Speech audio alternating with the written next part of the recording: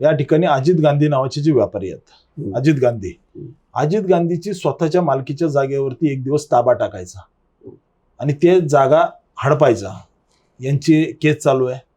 या ठिकाणी काल परवा आत्ता जो त्यांचा उमेदवार आहे नगराध्यक्ष पदाचा, त्या नगराध्यक्ष पदाच्या उमेदवाराने त्या ठिकाणी लियाकत भाई नावाच्या एका मुस्लिम समाजातील व्यक्तीच्या 5-7 गुंठे जागेवरती ताबा मारला आणि ग्रामपंचायतला त्या ठिकाणी खोटी नोंद केली. त्यानंतर त्या लियाकत भाईंना त्या जमिनीवर ताबा मारला, त्याने घर बांधलं. लियाकत भाईला त्या ठिकाणी लाला आडगळेच्या आकाने वाल्मिकीने बोलून घेतलं आणि त्या ठिकाणी त्यांना धमकी दिली आणि हे सगळं सुरू होतं. मग लियाकत भाई आमच्याकडे आले, असा असा माझा विषय, या लाला आडगळेने जमीन मारली.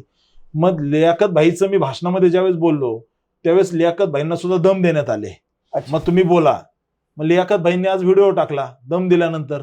मला फोन पण आला त्यांचा की मला बोललो, पण मी असं म्हणलो नाही की रामभाऊ खोटं बोलतायत. ते म्हटले की ती माझ्या भावाची जमीन आहे, लाला आडगळेचं घर हे त्या जमिनीवर आहे, त्याच्यामुळे रामभाऊ बोलतायत ते खोटं बोलतायत असं ते म्हणलेच नाही. त्याच्यामुळे अशा अनेक लोकांच्या जमिनी मारायचं काम या ठिकाणी धैर्यशील मोहिते पाटलाने त्यांच्या हस्तकामार्फत केलंय. मोक्यामधले आरोपी जे आहेत ते सोबत घेऊन फिरणारा धैर्यशील मोहिते पाटील या ठिकाणी अकलूजमधल्या लोकांना दहशती ठेवू पाहत आहे. ही दहशत संपली पाहिजे.